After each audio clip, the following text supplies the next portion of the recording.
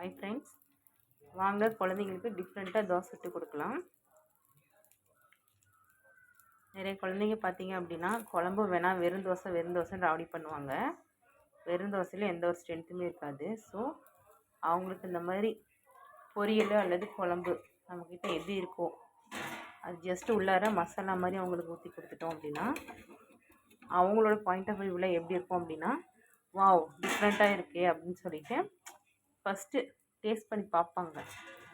இப்படி நம்ம பண்ணி கொடுக்கும்போது பார்த்தீங்க அப்படின்னா கண்டிப்பாக குழந்தைங்க விரும்பி சாப்பிடுவாங்க.